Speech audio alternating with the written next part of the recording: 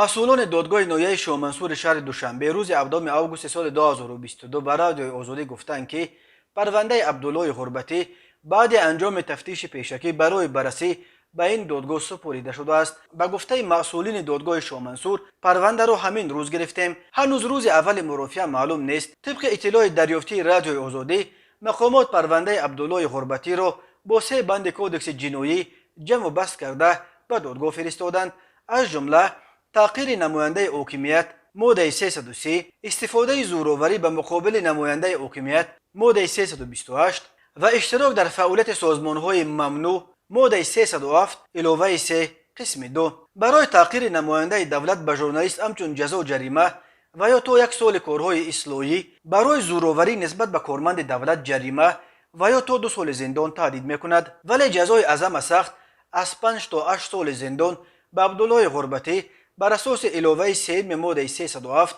برای عضویت در سازمان‌های ممنوع تهدید میکند. عبدالله غربتی خبرنگار و عکسبردار خبرگزاری مستقل از پلیوس روز 15 ایول سال 2022 چند ساعت بعد هنرپیشه و ژورنالیست و بلاگر شناخته دلیر امامعلی که با او همکاری داشت دستگیر شد.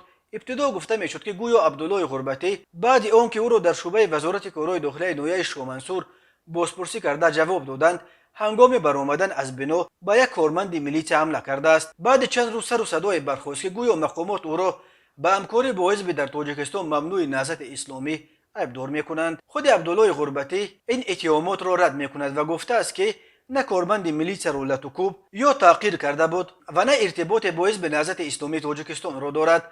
نمایندگان حزب نهضت اسلامی تاجیکستان که از سال 2015 به این سو در خارج از کشور و اساساً در اروپا عمل میکنند نیز هر نوع ارتباط غربتی و دیگر ژورنالیستان و بلاگرها در این اواخر دستگیر شده با این حزب اپوزیسیونی را رد کرده بهانه بی اساس در دست مقامات برای سرکوب ژورنالیستان آزاداندیش نامیدند. در همین حال مبارک قاسم همسر عبدالله غربتی به رادیو آزادی گفت 2 هفته می شود که این روزنامه‌نگار را در بازداشتگاه دیدن نمیتواند. مبارک قاسم گفته است که عبدالله غربتی همگی چند روز قبل از حبسش صاحب فرزند شده بود و همسرش حالا طفل شیرمک در دست اداره به اداره میگردد تا اجازت ملاقات با او را به دست بیاورد. عبدالله غربتی با دلیر امامعلی همکاری داشت. ویدیوهایی که آنها پیرامون مسائل داغ تاجیکستان تهیه میکردند در یوتیوب و دیگر شبکه‌های اینترنتی صدها هزار تماشابین جمع می‌آورد و قبل از حبسش شماره کاربران کانال دلیر امامعلی در یوتیوب به 150,000 نفر رسیده بود. از میانه‌های ماه می تا اولهای ماه ایول در بین کمتر از 2 ماه در تاجیکستان دست کم 6 ژورنالیست و بلاگر به حبس گرفته شدند.